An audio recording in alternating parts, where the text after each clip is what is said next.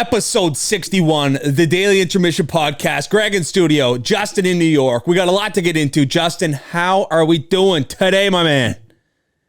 Unbelievable. Weather's back to being nice. We had about 4 or 5 days there, pure rain. So it's just been studying. We got finals week coming up, but gonna have to hit the golf course today, tomorrow. Just get that mental break there before we get into the big projects and tests that are coming. But just been training as normal, right? Our off-season training's gotten going here. Leaving campus at the end of next week. So just transitioning from that, wrapping up here, getting ready to go home and begin that summer program back at the house and just golf and enjoy the summer. So how have things been for you? Things are good, man. Justin, let me dive into that quickly. Like, is it a lot of leg action? Like, are we hitting the hack squats, the squats, lunges? Like, what are we dealing with here with the training? So we have a great trainer here on campus. Jared is our trainer here, and he's got dialed in when you come out of the season. So we've only had about 3 weeks here on campus since the season ended, from before we leave to do our summer training. And he's got us doing eccentric stuff, resetting the body, resetting the nerve tissue, stuff that you have to be getting paid to do for a living to know that that's what you got to do to train for hockey. So he's got us dialed in. We just finished our testing actually this week. So we do testing before we head out for the summer. It's chin up testing with weight. It's vertical jump. It's a single leg squat. It's bench press, things like that. So then we have a benchmark for, we go for the summer. Obviously we're all on our own, go back to our own hometowns. And, just so when we get back, you kind of see where you are, see where you progress, see if you increase, decrease. But yeah, it's a lot of leg stuff. Obviously for the hockey players, explosive is kind of the focus nowadays. You want to have that speed and agility as best you can. So a lot of leg stuff, but just as much upper body for sure. Yeah, just the full circuit. I love it. Getting ready for next season. But no, it's been good on my end, man. It's it's kind of been similar in terms of weather. It's been cold, it's been wet, but a few golf games lined up. Got 9 holes tonight and then 18 on Saturday, so I'm not sure if there'll be an over-under set. I think I might take a few days off to see if we can keep trending in the right direction here and then really throw off maybe a fiery one in the next few weeks. But let's hop into the pregame show here in episode 61, season 3. In quarter 1, we're going to get into the NHL. Quarter 2, we're going to talk some NBA action. The halftime show today, name the top 5. So we'll give each other a kind of a different category. We'll see if we can name the top 5 in each of those categories. Quarter 3, the MLB, and in quarter 4, we'll take it home. Just a brief update in the PGA Tour and UFC world. It's been a wild week, and for all the listeners and for the longtime listeners, you know that we're not gigantic fans of Jackson Mahomes over here at the Daily Intermission. And Justin, I know you're new to this, but I think he's a bit of a clown character. Obviously, it started with him dancing on the grave at the Washington Commanders game, and I don't know why his name has escaped me right now, but legendary safety for the hard-hitting safety, obviously passed away, played at the U, I do believe, but he was dancing on his grave doing TikTok dances and then pouring drinks on fans out of the press box, and now he has been arrested for aggravated sexual battery. And you've seen the video online, I'm sure, of him in a restaurant kind of grappling the bar owner, trying to make out with her. It's a tough scene for Jackson Mahomes, but obviously he's been released on bail. But this is going to be definitely in the media here over the next few weeks and months. So Greg, you tell me, because we were having this conversation here. Is it the same? Is that what he got arrested for? Was it the same situation, or was it a second situation? No, this is that same situation. So obviously, we had heard that charges had been laid, but then the arrest happened this week. So yeah, I mean, the media members too were all over him as he was walking out of the courtroom. But yeah, it's a tough look right now for the Mahomes family. It's brutal. I mean, and it goes back to, I don't think it was before this season that just ended where his brother just won the Super Bowl, but the year prior, that whole offseason, nobody was talking about what the Chiefs are doing roster-wise, what Mahomes is doing, or how does he have to be better. It's purely talk. He's got to get his wife and brother under control. It was on every sports talk, Jackson was a distraction, all this, and he was quiet for the entire season. And then as soon as they were going into the Super Bowl game, back he was all over social media and everything. And now this happens. It's just, I don't know. You feel for Patrick Mahomes. You know what I mean? This guy's a clean character, hasn't had any issue with the law or anything like that. Married with a kid, winning Super Bowls, MVPs, etc. And this is the big thing that overshadows his career. Like it's crazy that this is the negative part of his career, and it's his brother, which it's unfortunate, but yeah, that was something to see him walking out of there, and all the memes and tweets of Patrick paying off the money and waiting for him and all this, gonna give him heck. But yeah, it was something to see. It's so unfortunate. I mean, we're talking about the best quarterback on the planet, and his little brother is just this entitled little snob who rolls into restaurants telling them that he's Patrick Mahomes' brother, looking for different perks and being a brother. Like, it's so ridiculous. Yeah. And honestly, you can argue this. Obviously, I would think that the restaurant owners, they're looking for a payday, and they're probably going to get it, but it's such a distraction, like you said, and Brittany and Jackson they've been the only detriment to Patrick Mahomes. He's such a great character. He's so fun to watch, and he's just such a classy guy. And then you get these two lunatics just putting on a sideshow that people get a kick out of. So anyway, Jackson Mahomes arrested for aggravated sexual battery. He was released on $100,000 bail. So obviously we'll be keeping an eye on that situation and see what happens with Jackson Mahomes. It's Kentucky Derby week, Justin. Obviously at Churchill Downs in Louisville, Kentucky, or just outside of Louisville, Kentucky. People are fired up. It's I'm not a huge horse racing guy, but I'll always tune into to the Kentucky Derby. And one of my favorite songs from last year was Jack Harlow and Drake booking out a nice suite at Churchill Downs, putting on a nice rap video. But man, do you have any experience watching the Kentucky Derby, the ponies? But I do have a few best bets after you kind of get into this, Justin. No, for sure. I mean, I'll tune in almost every year. I'm more of a get into it when maybe a horse is in the action for the Triple Crown. That kind of gets me my juices flowing a bit more. I'm not obviously a year-round pony guy, horse tracker. Yeah, I'm not following how they're doing coming into this race. I'm more of a let's see what people are saying pre-race. Maybe just watch more for fun. But no, I don't have a ton. But it's always electric for sure, and it's a great time of year to, like you said, see everyone get to the races and stuff like that. So. Yeah, absolutely. And there's a big, obviously, a lot of the listeners will recognize this name, Eddie Olczyk. He's a famous NHL player. He commentates for the Seattle Kraken. He also works, I do believe, for TNT and the commentating crew there. But he's a huge horse racing guy. And these are just some of the narratives that he gave out. He actually works for NBC during the Kentucky Derby. He's putting on 5-hour, 6-hour pre-shows right now. And then I guess today there's some races going on at Churchill Downs. And then tomorrow, obviously, the big one, the Kentucky Derby. But here's a little nugget for you here, Justin. The favorite to win is a horse by the name of Forte. The owners of Forte, Vinny Viola, the owner of the Florida Panthers. So the favorite to win the Kentucky Derby is the Florida Panthers owner, Vinny Viola. Is that worth a little sprinkle at 3-1? I mean, why not? Look at the Panthers right now. Obviously, we'll get into it, but hey, ride the hot hand. Maybe he's got something going right now with his team. So yeah, I mean, why not? You have to. It seems like it. Seems like a nice bet. So these are the bets that Eddie Olczyk, I got to give him credit, is on right now. So he likes verifying 15-1, running in the 2 spot, or I'm not sure what that means, but he's running in the 2 slot. So verifying at 15-1. He's also on Skinner, little Stuart Skinner at 20-1. So we like verifying 15-1, Skinner at 20-1. Then obviously he's going to sprinkle Forte at 3-1. But those are some horses. But last year, obviously, we remember the horse won at like 81-1.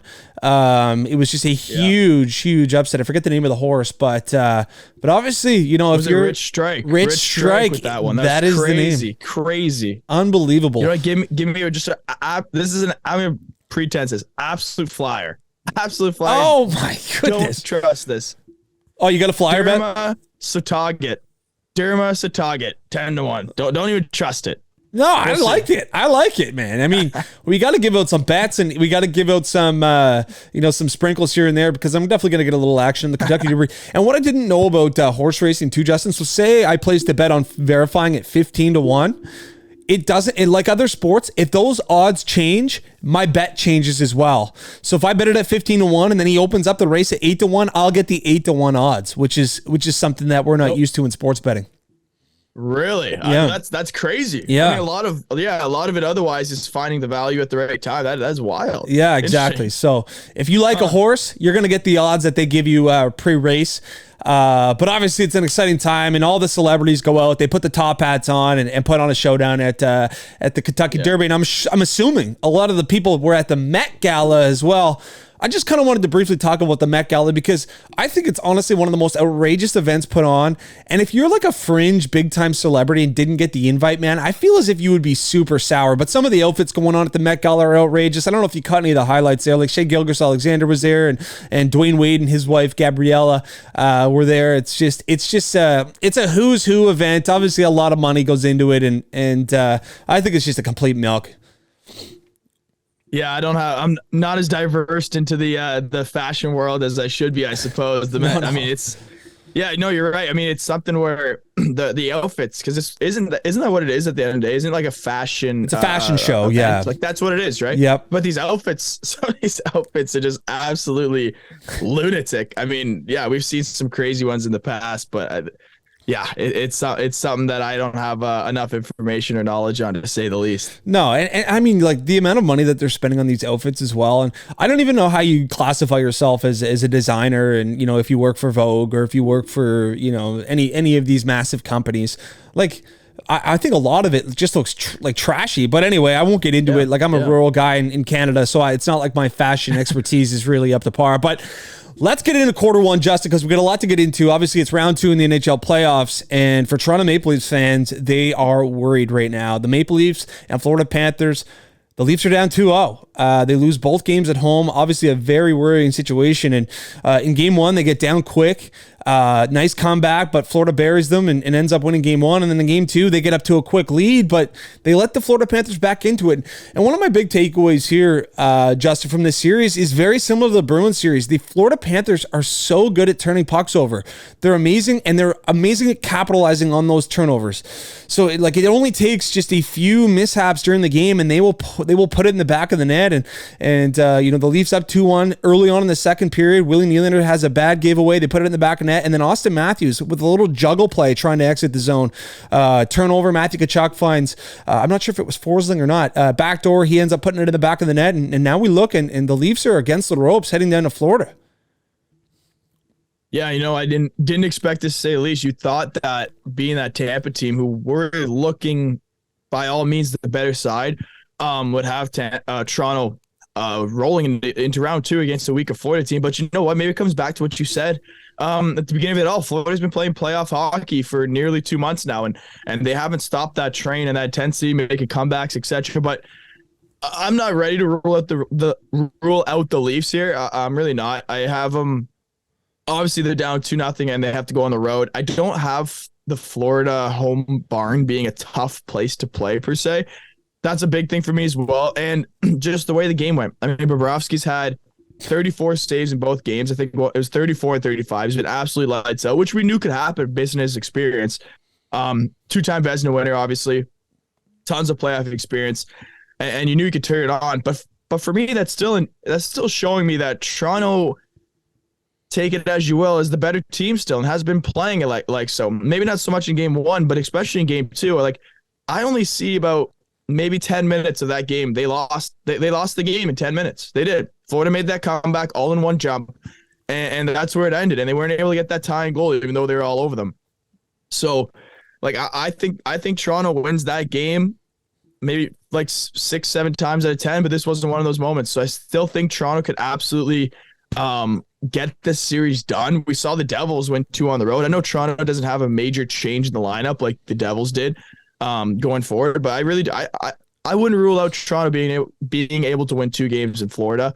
Even if they get one, win the other one back in Toronto. Like, again, it's gonna be tough for sure. But I don't see this series being anything where I could say it's completely over at this point. No, absolutely. Well, we look, the Leafs are undefeated on the road right now. We look at the Boston Bruins. They won their first 2 games when they went down to Florida as well. So that barn's not really that intimidating, and I think the Leafs have to respond. But you're right, Justin. You actually hit the nail on the head. I saw a graphic sent to me that looked over the advanced statistics. Out of a 500-game simulation, the Leafs win that game almost 70% of the time. So obviously a tough loss there for them. But I think that if you're the Toronto Maple Leafs, if you're Sheldon Keefe, you're looking at 2 guys. You're looking at Austin Matthews and Mitch Marner. If Leaf fans want to come out and say that Austin Matthews is a top 5 player in the NHL, if Mitch Marner's in the top 10 or top 5 players in the NHL, then show it. We look around the league, look what Leon Draisaitl and Connor McDavid are doing. Look what Nathan McKinnon was doing in the first round of the playoffs. I mean, these guys are stepping up and they're putting their teams on their back, and they need that. They need that from their stars, and they just haven't had it.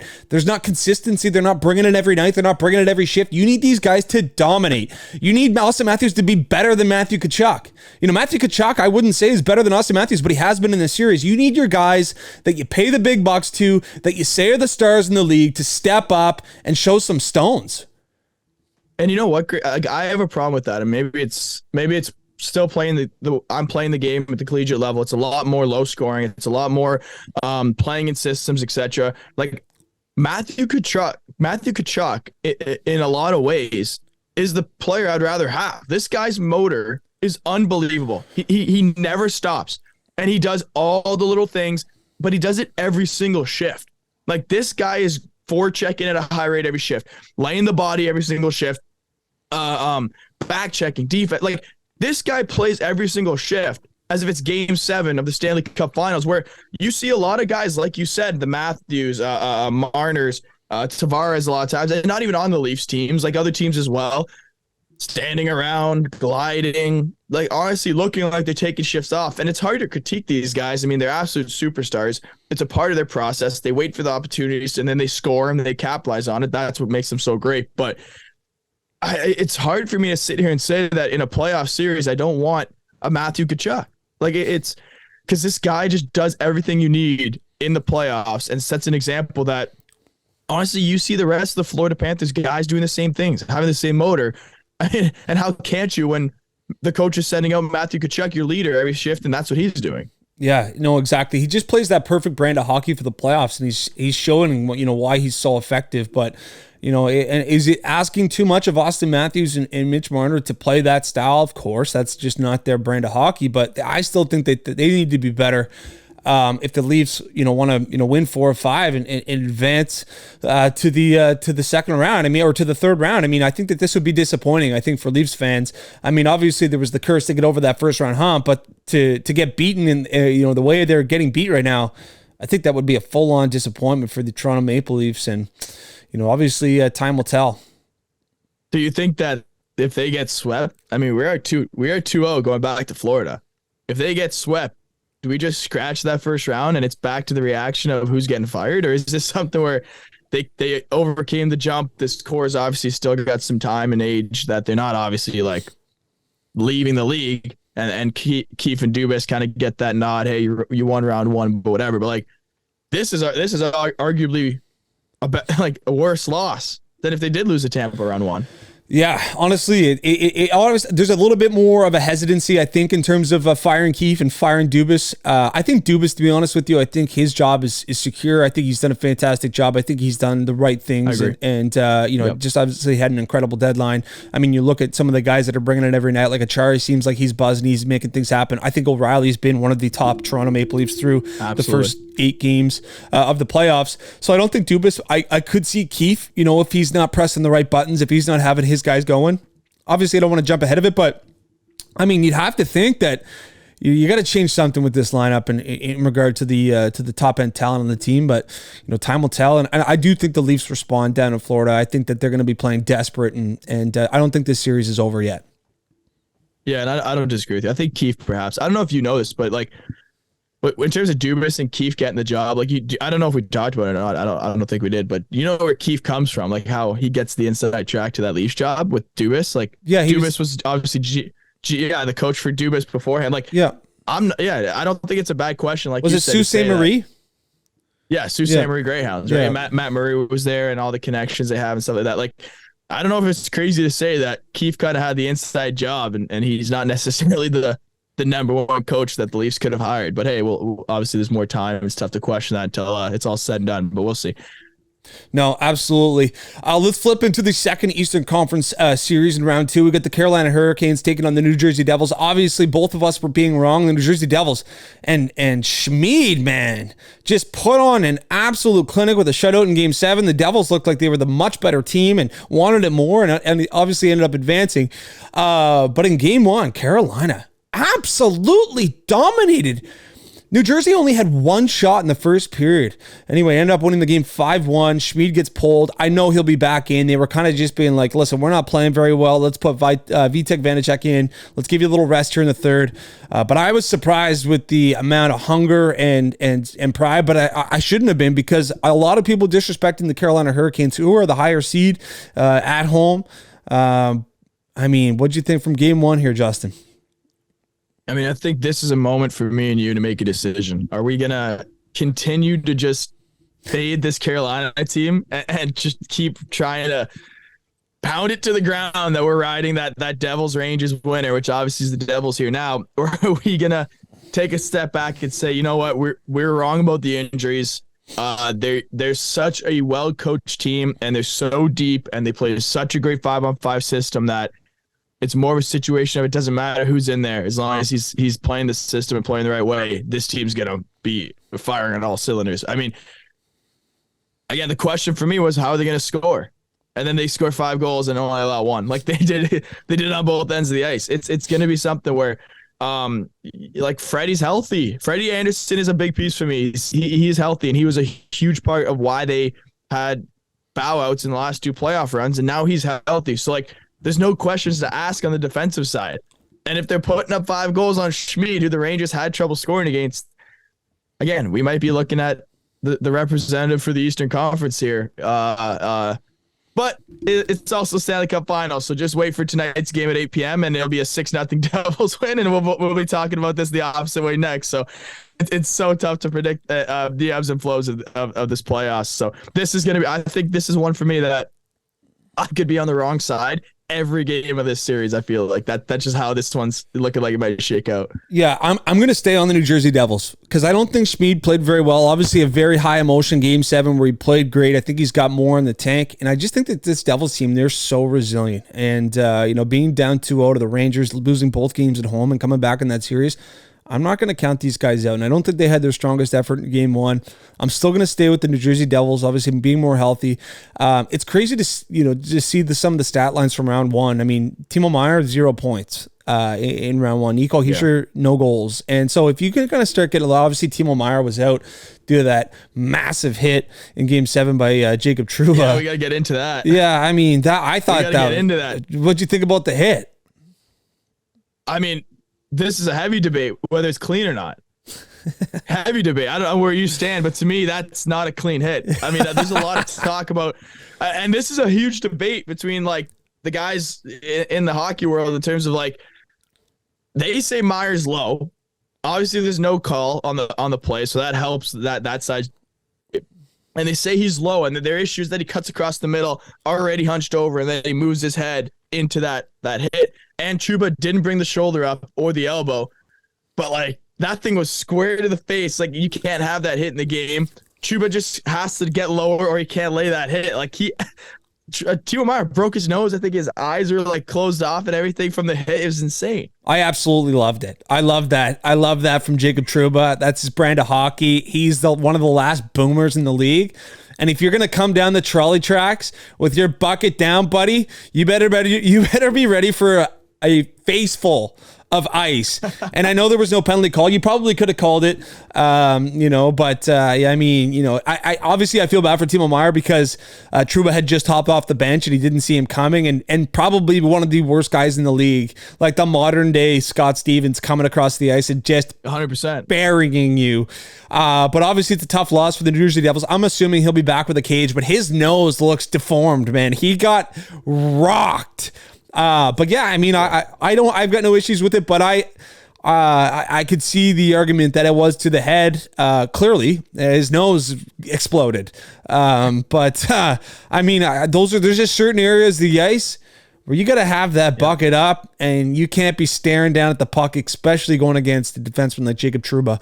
But what do you think?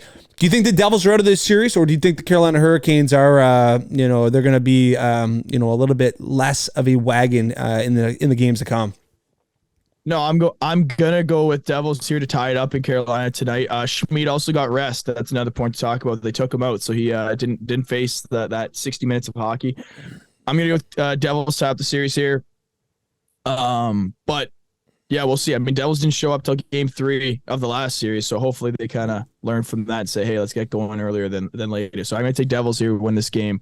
In a close, low-scoring one, 3-2 Devils. I like it. All right, let's move out west. We'll get the Seattle Kraken and the Dallas Stars going at it, and Seattle continues their little, just surprising everybody by walking in game 1 into Dallas, and they got Joe Pavelski back. Joe Pavelski scores 4 goals, just putting that tipping that he works on for hours and hours and hours on display. Wasn't good enough. Yanni Gourde, this is the perfect example of these gritty goals in playoff time. He just throws one on net. It beats the goaltender. It beats Jake Oettinger. They ended up winning an OT. But last night, the Dallas Stars responded in a big way, which I think we expected. They get some nice performances from some of their veterans. Tyler Seguin, 5 goals in the playoffs, kind of riding under the radar. Joe Pavelski scores again.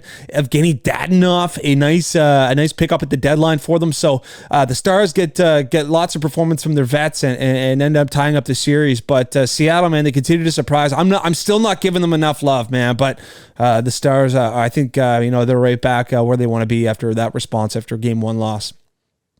Yeah, for sure. And Wyatt Johnson for me is another name that's been absolutely playing great hockey. That's another depth piece that's huge for Dallas. But still interesting to see Robertson not kind of taking over yet. But again, they're doing what they need to right now. Unbelievable tip-ins from Pavelski. Can't stress enough how impossible that is in the moment. It's like that is it's unbelievable. I can't describe the one that came across his body. He tips it with the shaft of his stick going across the goalie's body top corner is just an unbelievable goal that might get overlooked just because people can't comprehend how crazy it is. But yeah, I think this is something where I'm looking back to the Wild series, and Dallas kind of had like a back and forth at the beginning of that one until it looked like they just figured them out. And then they showed their experience and poise and dominated the rest of the way. I'm not saying they figured them out already in 2 games, but I'm still feeling very comfortable if I'm a Dallas fan. I really am. I know game 1 was a little bit of a shocker for some people, but no, I'm feeling comfortable for Dallas still. I think they get it done. Again, I think this is something where they have the goalie advantage, and I know Grubauer is playing good. Maybe that kind of rolled into the second round, but 7-game series is tough to have the weaker team win consistently throughout the playoffs. So I think Dallas is in a good spot. Their veterans are humming, and they got a ton of depth on that team, man. I'm just still so surprised with Seattle. I mean, we look back at their deadline, Justin, didn't do a thing. They held on to all their draft picks. I mean, this is going to be a dangerous team, man. If they can kind of add in some top-end talent, you got Matty Beniers progressing into the player that he's going to be. They're going to be a scary team, but I agree. I think Dallas is going to, I mean, we both predicted this pre-series. I think that their goaltender is the better goaltender, and then they just have the more veteran presence all through the lineup, and they're going to walk through this series. Maybe not unscathed, but they'll end up winning. Let's move into the final series out west. We've got the Edmonton Oilers in Las Vegas, and a bit of a back-and-forth thriller. In the first one, Leon Draisaitl scores 4 on a losing effort. This dude has 11 goals in 7 games. You want to talk about a gamer, man, and you want to talk about a guy who does not get enough love in regard to being one of the top talents in the NHL.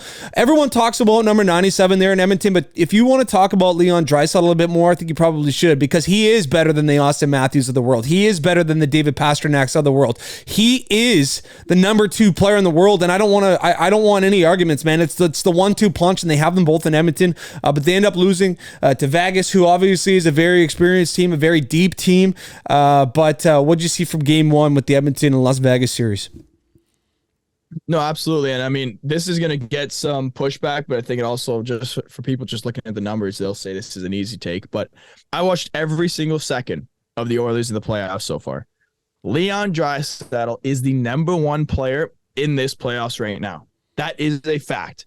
Connor McDavid, as great as he is, he's the best player in the world. He's the best NHL player in the world. I'm not saying that. But right now in this playoffs, Leon Draisaitl is playing at just an absolutely insane rate, pace, efficiency, anything you want to call it. It's unbelievable. This guy possesses the puck down low in the ozone without moving his feet, and NHL defenders can't touch the thing. He doesn't do a whole lot that's flashy compared to when McDavid does it. You know what I'm saying? Like, Drat doesn't find his game by going end to end. Drat doesn't find his game by slithering through 3 defenders and scoring a goal. He's going to be in the right spots. The guys, they won't be able to take the puck on him down low, working the cycle. And then he's just going to find himself on the goal line, putting it off the goalie's shoulder from behind the net and in. Just he's got that poise to him, that confidence in a sense that he knows that nobody can touch him. And again, we're going to talk about this series, break it down going forward. I know they lost game 1. There's no chance on earth, down 1 game after 1, which I'm pretty sure the stats that the Oilers have lost 6 straight game 1s, I believe, in the last 6 series, that I'm going to feel concerned about the Oilers and where they stand in this series. They're on the road. All you got to do is split on the road. Honestly, I still wouldn't be too concerned if they went down 0-2 on the road, but this next game, Drat and McDavid are so hungry, and then you give Drat 4 goals and they still don't win. McDavid knows it's time to step up and take over a game or 2. So if I'm Vegas, I'm concerned that I just scored 6 goals, 5 goals, I guess, with Skinner in. If I'm Vegas, I'm concerned that I had a 5-goal night and it came down to the goalie being pulled for Edmonton, and it was that close. So, what do you see? I mean, you're the one with some heat on it and maybe a little bit more nerves and stuff as the playoffs keep progressing. What are you seeing here from that game and going forward? Yeah, I see McDavid dominating at some points during the game. I mean, that guy is so fast, but one thing that I'm very confident in and is the power play for the Edmonton Oilers. It is buzzing. Obviously, the number 1 power play in the regular season. They were at like a 56% clip in round 1. I mean, with having Leon Draisaitl, Connor McDavid, and then Bouchard at the top, just laying bombs.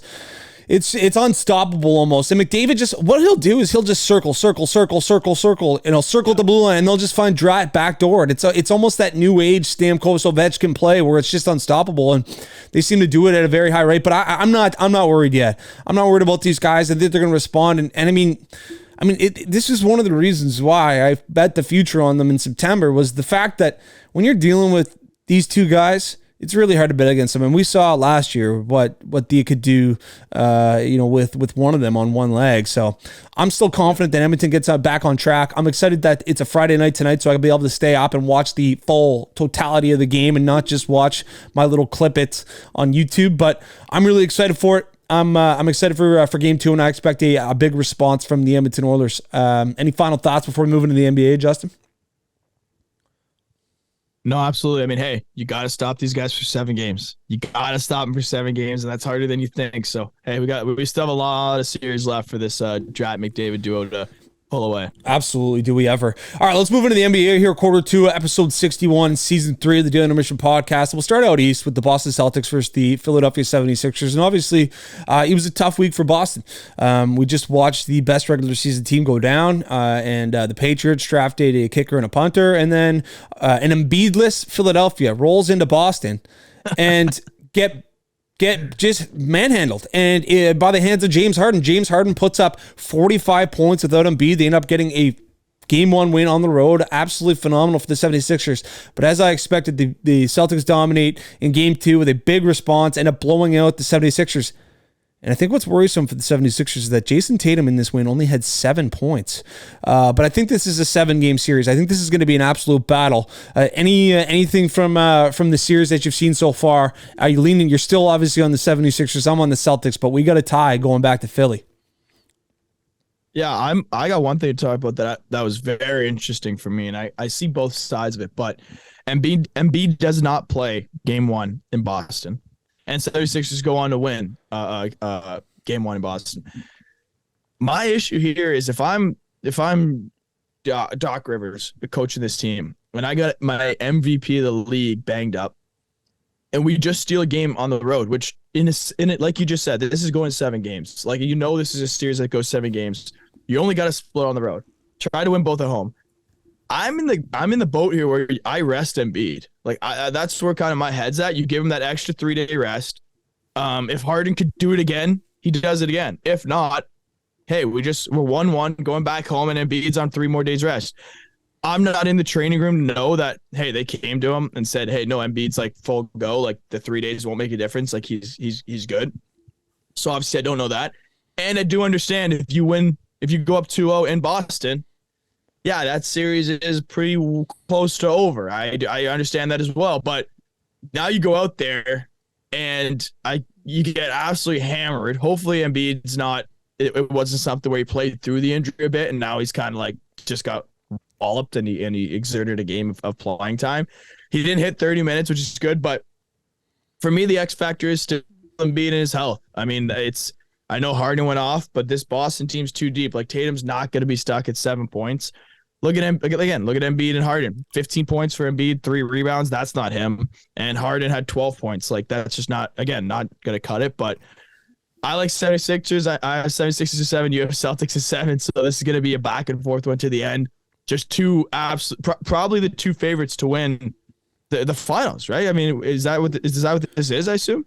Yeah, I think so right now. I mean, the winner of this series and then the Denver Nuggets, I think would right now have the best odds given up by the books to win the series. But I got to give a shout out to my guy, Malcolm Brogdon. Did Malcolm Brogdon win the Rookie of the Year when he was in Milwaukee? I'm not sure if he was. I think he did. Yeah, he did. Obviously shipped over to Indiana, and then he played a heck of a game too. He had 23 points coming off the bench. So shout out to Malcolm Brogdon for still doing it. Obviously probably a bit of a low-key piece for the Boston Celtics in Malcolm Brogdon. But let's move into the other series in the Eastern Conference, the New York Knicks and Miami Heat. Obviously, we saw the Miami Heat roll into New, or is it in Miami? No, it's in New York.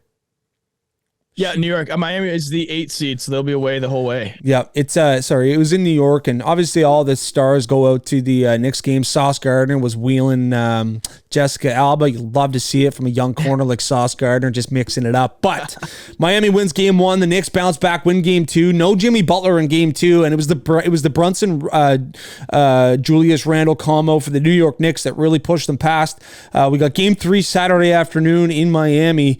Anything from this series? Obviously, no Jimmy Butler is going to be very detrimental for the Miami Heat, as we saw that guy Jimmy Butler put the team on his back in the first round.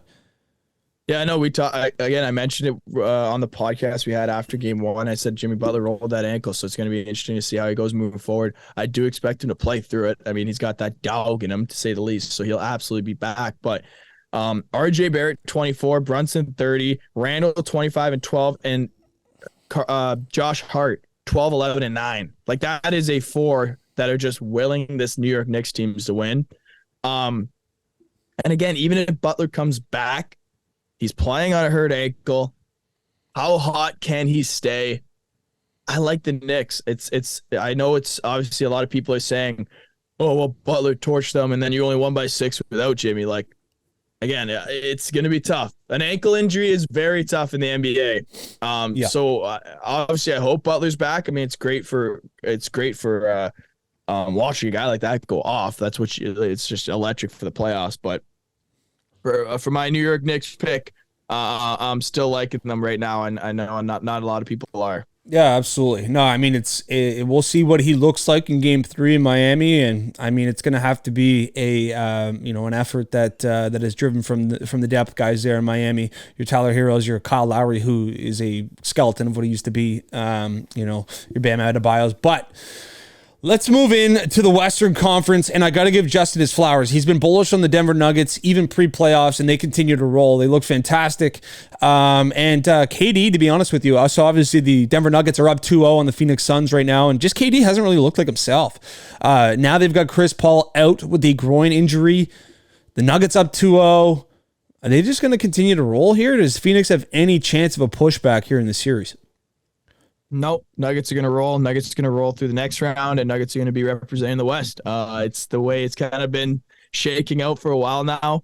And then the best part is that Lakers and Golden State are going to go to absolute war over there, and it's for 7 games. Well, these Nuggets hopefully are done by 6 or less. I can't sit here and say that this is going to be a sweep. I don't think that at all. I think Booker could absolutely go nuts for a game. I think, like you said, KD could also have a big game, but again, I mean, this is how the NBA works nowadays. You build these super teams where Kevin Durant comes in during the trade deadline, plays maybe 5 minutes with this full lineup together, Yep. and then you expect to go into a playoff run and just, oh, hey, it's street ball. We just have the best players. We're gonna win. This Nuggets team play a full team game. They play a cohesive unit game. They're very good defensively. They're very efficient offensively. The Denver Nuggets are going to get 40 from Jamal Murray and win game 1. And then they go out here. He gets 10 points for them, shooting 315, and they still win the game because they have the depth that Jokic goes berserk with 39, and then they get double-digit scoring from 3 other guys. Like, it is going to be tough to beat them. And it doesn't matter if Jamal Murray scores 10 when the Phoenix Suns can't even score 90. We want to put in perspective how good this Nuggets defense is. Kevin Durant, Devin Booker, Chris Paul, I know he got hurt. They couldn't put up 90 on this group.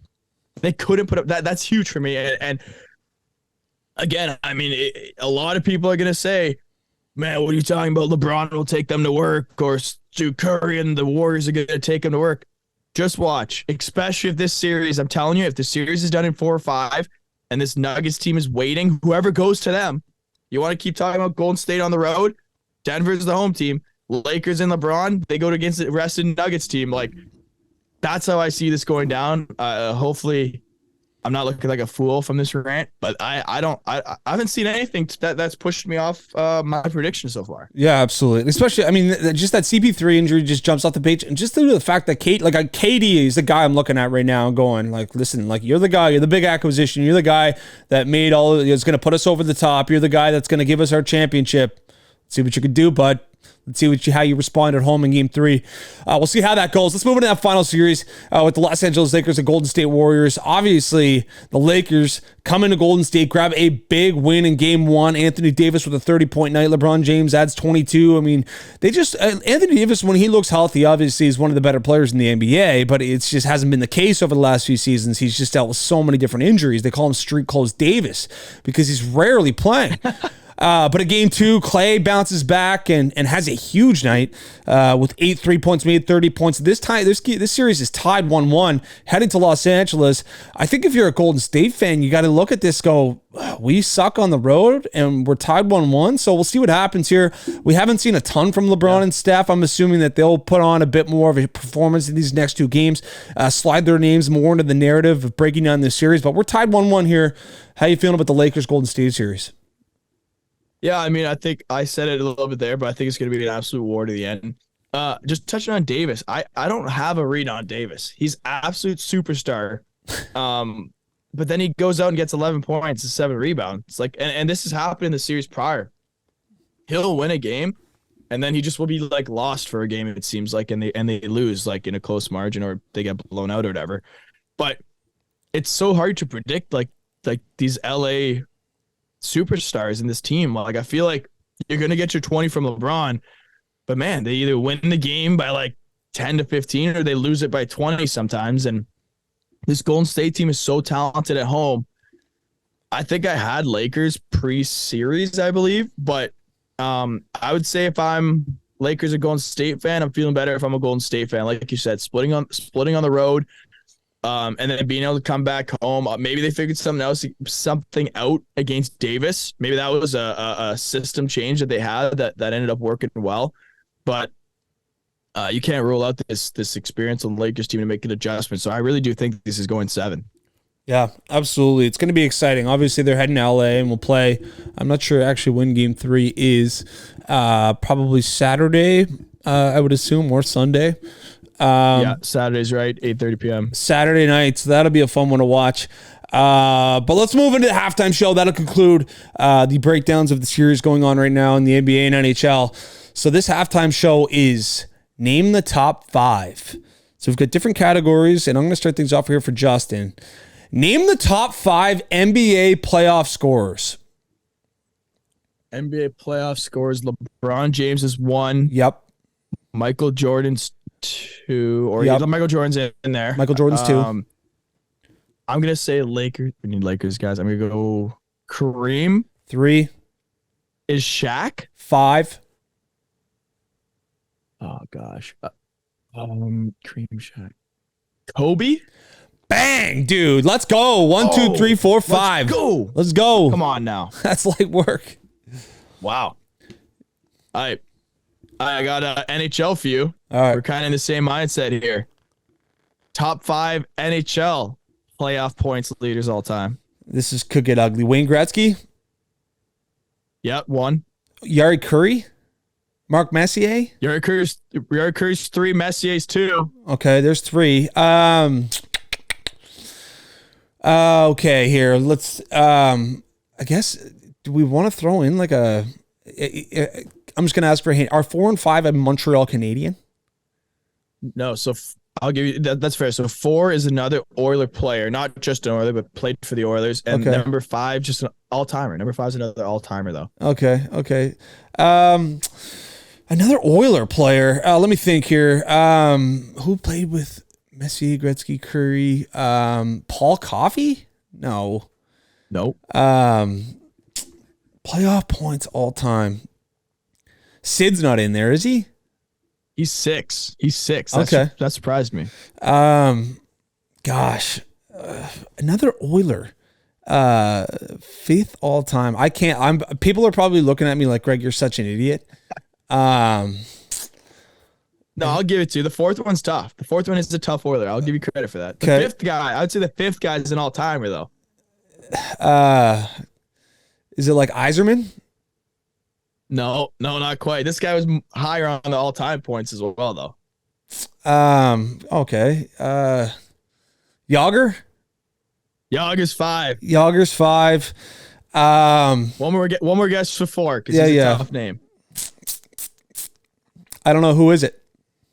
Glenn Anderson. Okay, Glenn Anderson. Another forward on those Edmonton that Oilers team. Another 1,000-point player too for a career. Yeah. All right, that's a good one there. I like that. Obviously, that was probably a long. I'll have to cut that up when I post that on socials because there was a lot of. All right, Justin, we're going to stay in the NHL here. Who are the top 5 Stanley Cup winning franchises in the NHL's history? All right, number 1 is Montreal Canadiens. Yep. Detroit Red Wings. 3. Are the Leafs in there? Number 2, the Leafs, St. Pat's. Yep. Yeah. Okay, so I said Montreal, Toronto. I said Detroit. Yep.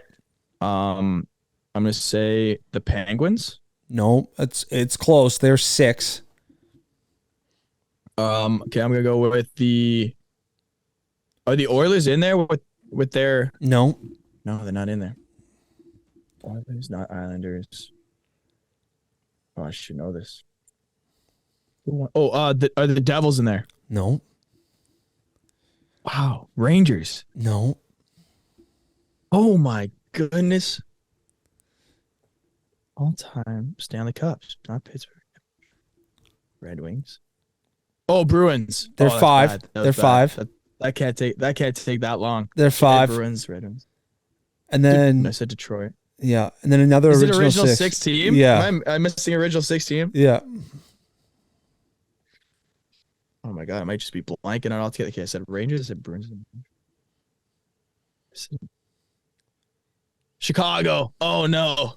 Chicago 4. Still? Yeah. Chicago 4. So they're your top 5, all original 6 teams. Yeah, makes sense, I guess. Yeah. They were just passing around for the first 40 years. That's exactly what they did. Yeah. Typically up north of Montreal.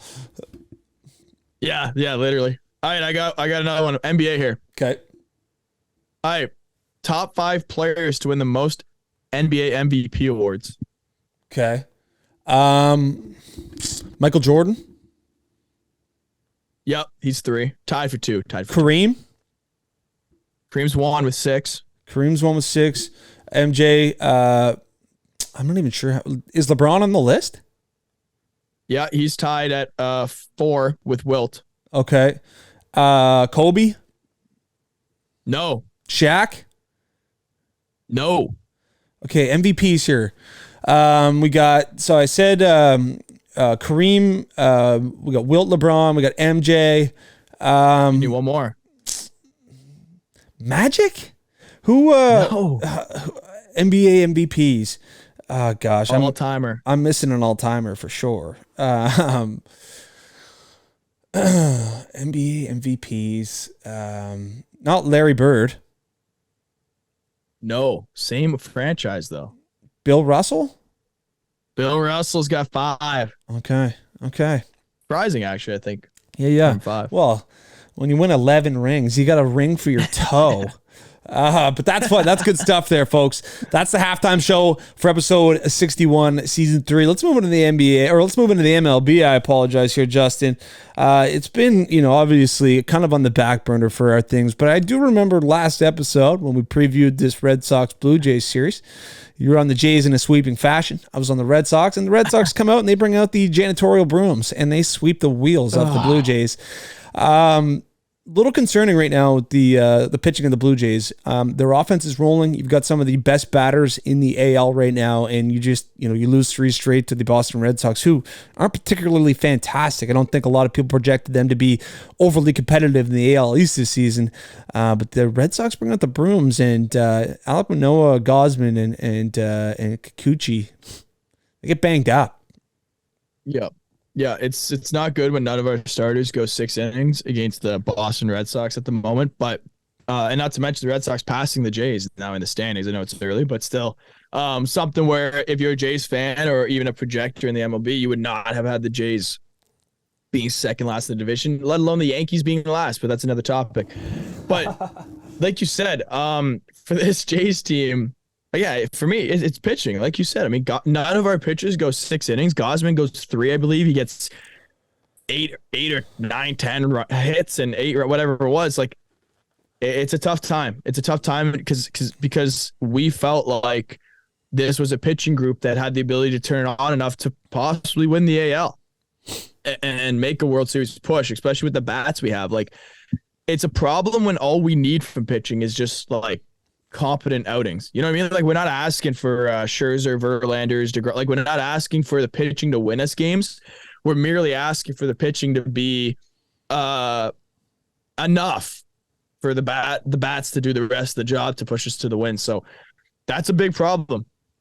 And the big problem is that it's every pitcher. It's not like we're dealing with 2 or 3 or 2 where it's like every other start we're having the issue. It's like, yeah, we're getting swept by the Red Sox because every outing we don't have any delivery on the mound. So interesting. But where do you stand with the Red Sox? Like, they're tough for me to read. They're 19-14. Is this just like a good start-ish and they're going to come back down, or can they be a competitor for the top 3 in this division? Yeah, it's one of those things where they're kind of a team that can dig deep, and when not a lot of people think that they can go on runs. Like, I think about the 18 World Series, for example, 17, like they were one of the worst teams in the league, and then you kind of projected, you're like, yeah, they can't make too many strides. Well, last year they had a bad season, and could they turn heads? Well, they're getting incredible pitching. I'm not sure if that can can continue, and then some of their bats are going. Obviously, we saw Verdugo with the huge walk-off home run, and then they've got the Rafael Devers, and they do have some veteran presence in the lineup. I think they're a bit of a pretender at this point. I think the Jays, it is panic mode. It's not quite panic mode, but I do think that the pitchers are of the caliber that they will turn it around. Manoah's interesting for me. I mean, what is it, his sophomore season or his 3rd year? Like, we haven't had a full, a lot of runway in regard to like making a great judgment, but he hasn't been the same Manoah that we expect him to be. Jose Barrios is a guy that I think he's just going to be one of those guys that's such up and down. Like, he's going to have good outings, he's going to have bad outings. It's just kind of what we've seen as he's played for the Blue Jays, and I think that that's what you get. Kevin Goslin's the one guy, like, you can't give up 10 hits. Like, that's the guy that should be, I think, kind of the most stable pitcher in that rotation.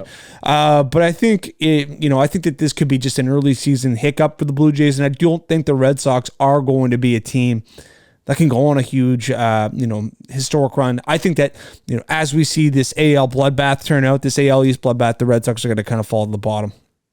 I agree with 100% with you, and I just flipped over to the Red Sox team statistics here just because, again, I'm not following the Red Sox much this year. I'm not high on them, but they're 7-3 in the last 10. They're on a 6-game win streak. This is their team ranking for these stats here, right? These are all top 3. Runs, hits, batting average, OBP, slugging, OPS, and they're 5th in home runs. The problem is all their pitching, bottom 23 in the league, worse than 23 in the league. So again, they're riding hot bats. They're riding hot bats. Yeah, right they're now. riding hot bat. They're riding hot. I mean, that's to say the least. They're not going to be a top 3 team in all these batting stats. So I mean, I could see them going for a free fall here at some point. No doubt, no doubt. So did you see the highlight from Tampa Bay's? I think Wander Franco is a shortstop. If not, he's a second baseman. But anyway, he was at second base and gets a grounder, and he flips the ball to himself. It was the most arrogant play I've ever seen in my life. Throws the guy out at first. It's like kind of like the defensive play of like a bat flip. Like, it's just, I mean, I could not believe he pulled it off. Obviously, we'll show the highlight on the socials later on if you haven't seen it. But Wander Franco with the ball flip to himself, guns him out at first. I know it kind of started a little bit of buzz around the league. Like, yeah, you can't be, people were saying they weren't impressed by it. But what was your take on Wander Franco's ball flip? No, I saw that Brian Reynolds said he's not impressed about it. I mean, I thought it was interesting. Didn't like he grabbed the ball. It was in his glove. Like stopped it. Came back to his hand, and he tossed it up. What was the reasoning instead of just like it's in the hand and guns it out? Like, it's just pure showmanship. Is that all it is? Oh yeah, just pure I'm good enough to do this. Was that just I'm good enough to do this? I'm going to do this. I mean, he's legit, so I don't question it. He got the out, but I don't know. Yeah, that was quite something. He's having an unbelievable year. He's in the MVP race right now through 30 games, and he's got his Rays teams humming. So you know what? Maybe it's just something where you got to say, hey, do whatever works for you, man. You can't question him. You know what they say, when you're feeling it, you're feeling it. And Wander Franco certainly right now is feeling it. He's pulling off that stunt in the MLB. But I do want to mention, too, we haven't really talked about Shohei Ohtani much on the podcast. Obviously, he was a huge topic of discussion last year. But Ohtani and Babe Ruth, only players to 500 career Ks and 100 home runs. Obviously, a huge milestone for Ohtani. We know what he brings to the table. We know that he is an absolute unicorn. Yeah, huge breakthrough and just milestone for Shohei Ohtani. Yeah, not much to add. Yeah, we're 30 games in. The guy's hitting 300. I mean, I'm not saying he's going to hit 300 on the year. It's just like every year, this guy's going to just continue to be absolutely insane in this league. And hey, mate, the Angels are in second. That's the one thing I'm going to cheer for this season in terms of like narratives or cheer for good baseball. I want to see the Angels in the playoffs. I want to see Ohtani and Trout in the playoffs. Would be something that the MLB would love to have, and I'm on that bandwagon. Absolutely. Robbie Ray, tight pants. Robbie Ray, obviously in Seattle, done for the season. So I know a lot of people in the Toronto Blue Jays world were worried about when Robbie Ray departed, and they chose to go with Kevin Gausman on similar contracts, but. You know, now Robbie Ray is done for the year, so that's a tough loss for the Seattle Mariners. A lot of people bullish on the Mariners to make some noise later on in the season. And we got to talk about the New York Yankees right now. In the basement of the AL East, and I mean, I don't even know if Giancarlo Stanton, like he is the biggest bandit in the MLB right now. You got Josh Donaldson in the IL. You got Aaron Judge in the IL, man. Like, they're free falling, and things. I don't think reinforcements are coming here anytime soon for the New York Yankees. Yeah, let's just try to picture this narrative here. If I were to tell you preseason, the New York Yankees pitching are going to have them top 6 in every single stat. But the bats of the New York Yankees are going to be bottom 3 in the league through 30 games. Nobody would believe that. Everyone would be calling me an absolute fool. I didn't predict it myself, but that's just where we are at the time. This Yankees team have no hitting going on right now. And it's just something we haven't seen in I don't know when from this Yankees team. We talk about positive or negative regression. This Yankees team is extremely due for positive regression. They're also a team that, don't forget, last year, I think they started the first 50 games out. They took like a 20-game lead on the division and then just like rested everyone for the last 60 games.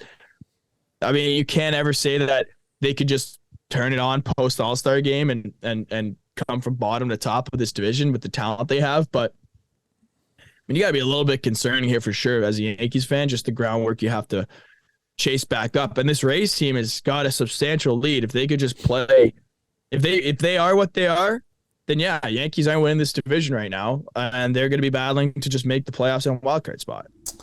Yeah, I don't want to say this, but I would say that this next 30, 40 games is going to be critical for the New York Yankees, because if they fall in too much of a hole, it's going to be too much to dig out of. And I think that would be a massive disappointment, especially with the year that Garrett Cole's having. But the Pirates FU Tour, just wanted to update people. They've lost 4 straight games. And actually, Jack Archer, captain of the Chalkboard app, he circled the Pittsburgh Pirates as an FU Tour, so betting against them for 10 straight games. So they're off to a nice start there. But the MLB marathon continues, and it will continue to kind of be floating in the backdrop for us as we continue to monitor and really, just consume the NHL and NBA playoffs. But let's move into quarter 4 here. Finally, Justin, we got the PGA Tour in action. We got some big UFC fights this weekend. The Wells Fargo Championship, an elevated event held at Quail Hollow, just a great golf course. Our best bets, I mean, they're looking pretty good. We're giving out 5 each week right now. Tommy Fleetwood is in the lead. As actually, you know what? I'm going to check in on the leaderboard just quickly here, but that at plus 5,500 is looking good. Yeah, I got it right here. Fleetwood's through 14 holes. He's even today. He's -6, tied with Clark and Lashley. They're both -6 as well. He's going to round out the day, probably sitting in tied for the lead, maybe just a stroke or two back. If he could finish up with a birdie or two to end it, that'd be phenomenal as well. I'm also seeing the asterisks here. I believe that means they don't start on 1, so he actually might even be a couple more holes to go still than we think. But either way, yeah, Fleetwood, great start. We'd love to see that for the fellas here. That'd just be absolutely electric. I had Cantley and Im.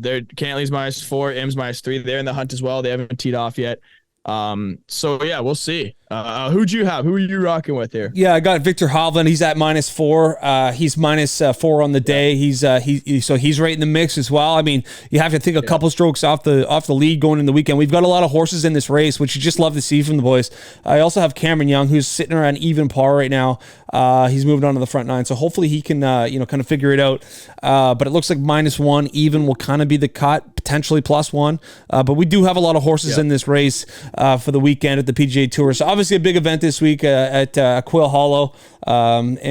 Just finally in the UFC, Justin, it's the Bantamweight Championship this week. Aljamain Sterling versus Henry Cueto. It's been 3 years since Cueto's fought. Obviously, we know Aljamain Sterling has been dominating that belt defense, so that's going to be good fun. I'm off to a local Atlantic Canadian Fight League this week in Fight League Atlantic in Windsor, Nova Scotia. I'm excited about that. But listen, Justin, it's been a pleasure. Episode 61 coming to conclusion. Have a good weekend, everybody.